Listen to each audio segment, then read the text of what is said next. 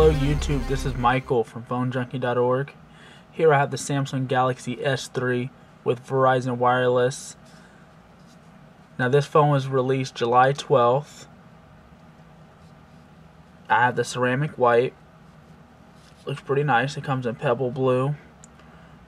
And then also AT&T has a red shade. I'm not sure the exact name for the color, but I know it is red. Alright, let's go over some quick specs here.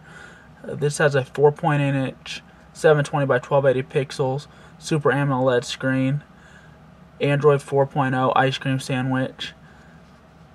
Now it was originally designed with the quad-core CPU, but when it shipped overseas here to Verizon, AT&T, all the carriers here, it was shipped with the Snapdragon S4 processor, 1.5 gigahertz dual core. I believe that's something to do with throwing LTE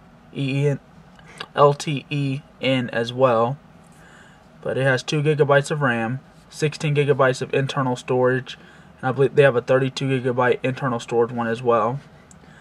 You can put a micro SD card into this up to 64 gigabytes.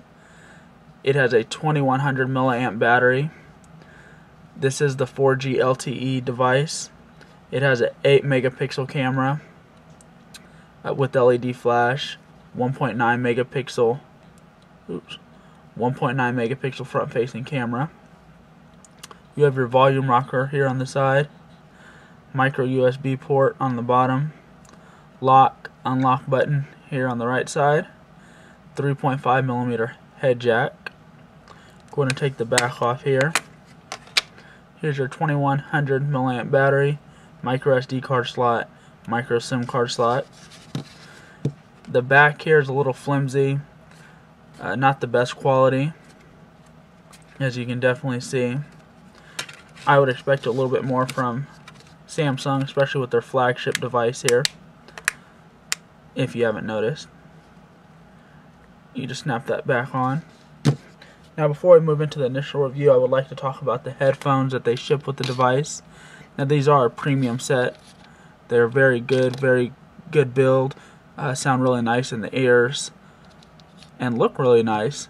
Here you have a little control button, a little S voice activator, home button, a volume rocker, and also they give you 3 sets of plug changers. So I guess if you have, not everybody's ears are the same, and to help fit in the ears a little bit better. Alright, going to get that out of there. Alright, now a big decision I have when deciding a device is the way it feels in my hands. The way it feels when I'm typing, things of that nature. The Galaxy S3 feels amazing, especially when I'm holding it like this and browsing the internet, things like that. But with this plasticky feel I have in the back, when your hands get a little oily and you touch the phone, especially after a couple hours of using it, I notice that it's hard for me to hold while I'm text messaging or responding to an email. I feel it sliding.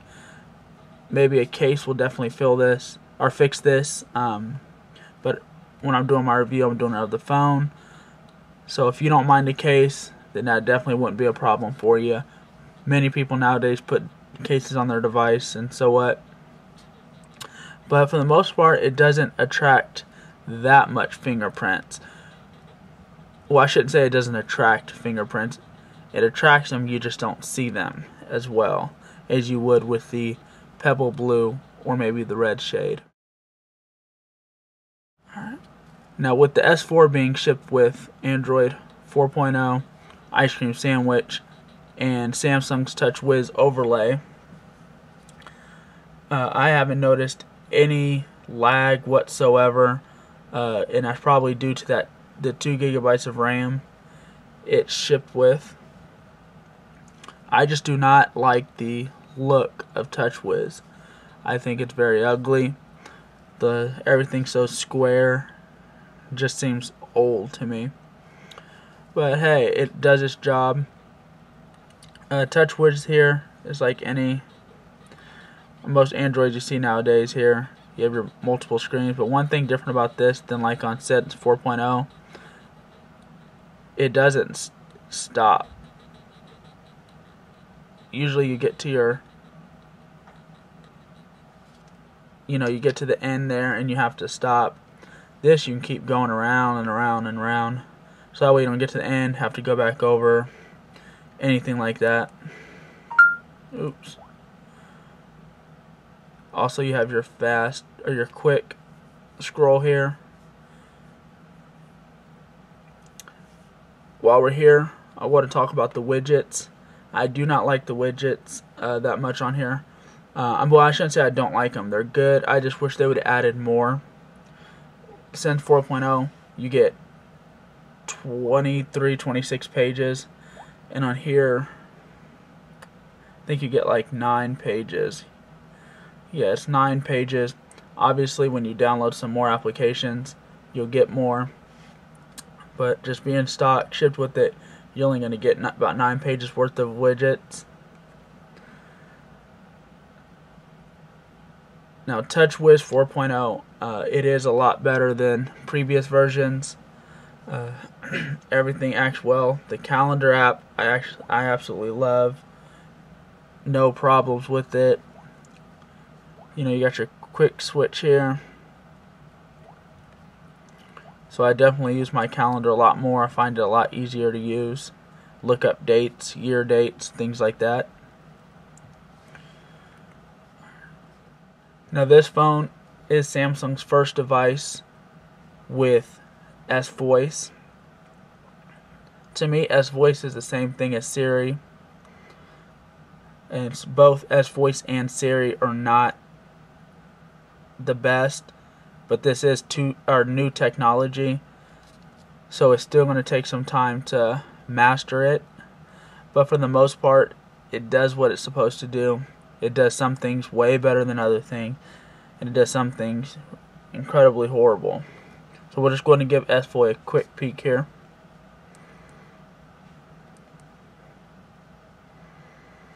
Hi, Galaxy. Hi, Galaxy.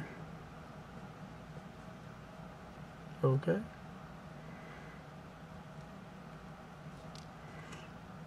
Okay, so it wanted to freeze up on me. Give it another try. Alright, let's go ahead and close it all the way out.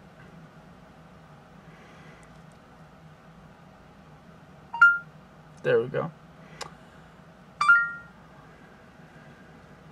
Going to Google. Oh, I guess I said Google. Text message Mike.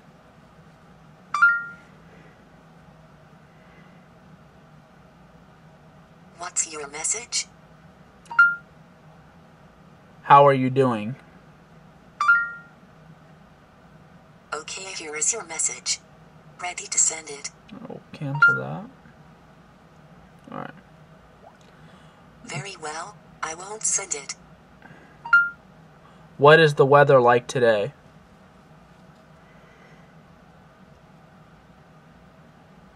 What is the weather like today? I'm not sure what you mean by it. What? What is the weather like today?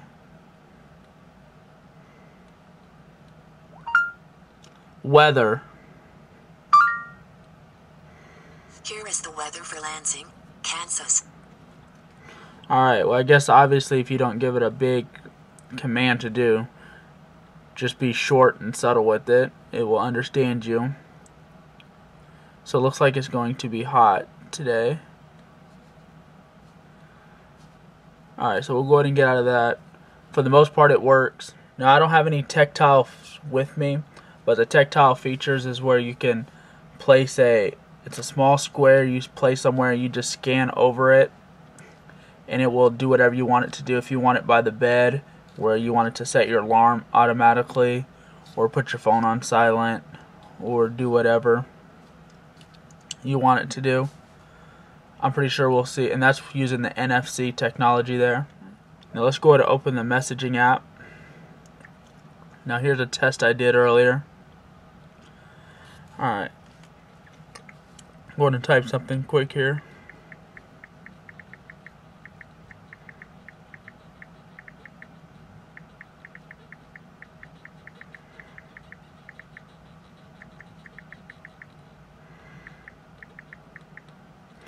So it says, "Hi, my name's Michael, and I am testing out this device." I meant to put my name is Michael, but I am typing with the stand in front of me. I, for the most part, like this keyboard. Some people say they do not like it at all, but there are a lot more choices in the Android Play Store, so you can download a keyboard that you do like. Let's go ahead and do the little voice to text. "Hi, how are you doing today?" Let me start over. Usually it works really good. "Hi, my name is Michael. I am testing out this device. How are you all doing this morning? Hopefully it is a good day in the office." Alright, so for the most part, you can see it really responds good. Oops. It's trying to make me use Android phones good. But anyway, for the most part, it responds really well. You can respond to emails really fast. And then the part where it highlights, those are parts that it was unsure of what you said. So it'll give you other options of what you might have said, things like that. So I really enjoy this part of the device. Alright, web browsing as well works very well. I just noticed the screen gets dimmer every time I use the internet browser. I don't know if that's a function of the phone, but the phone, it gets a little bit darker. Once I go to, see how it lights up, and I go to internet browser, it gets darker. But we'll go to phonejunkie.org, which I recommend you all to check out there. Oops. There we go. Popped up anyway.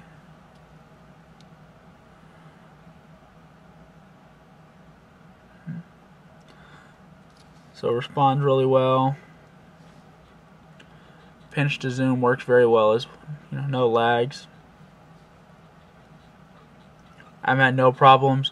I was able to pay my bills online, send pictures, download documents, things like that just perfectly.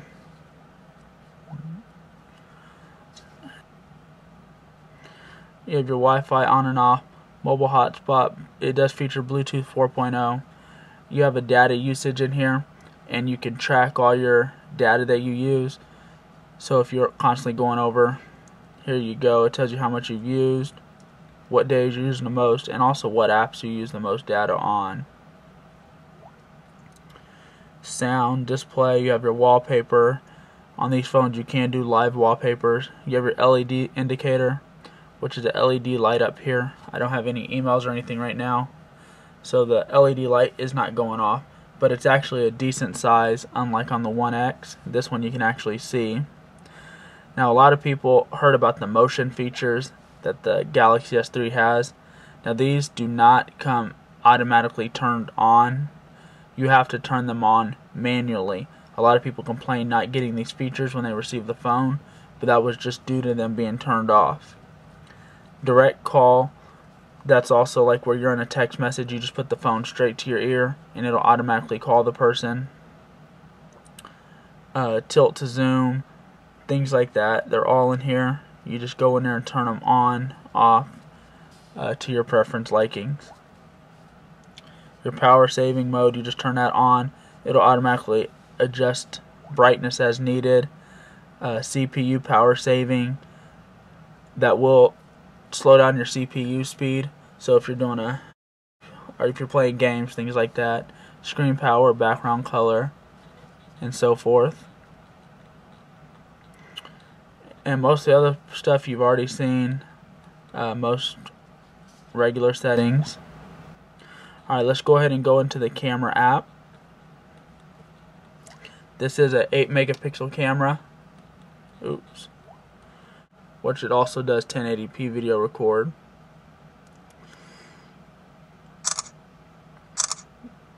Now, a lot of people heard about the burst photo mode through the HTC One X, which I think it's kind of a downfall when you have to go in here and turn it on, because when you would need the burst shot, there's probably times you wouldn't know you need it. So having to already open up the camera app and then go into settings and turn it on is kind of a pain. Now, before I do this, the best shot turns it on, and the camera will let you know which one it thinks the best shot is. So we'll go ahead and start this. Alright, so with the best shot on, it'll do 8. Alright, so now it thinks that one's the best shot. Oops, sorry. So it thinks that one's the best shot. So I'll hit done. Alright, so now best shot off. Now it'll do 20. Same thing, you just hold the camera button down. But I'm going to go ahead and turn this off. And one thing I figured out as well is the shutter lag speed is so amazing. Oh, it's still on. Hold on.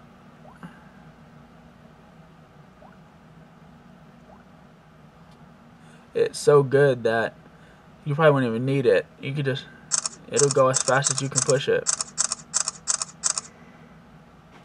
So that's always a plus. The pictures come out really well.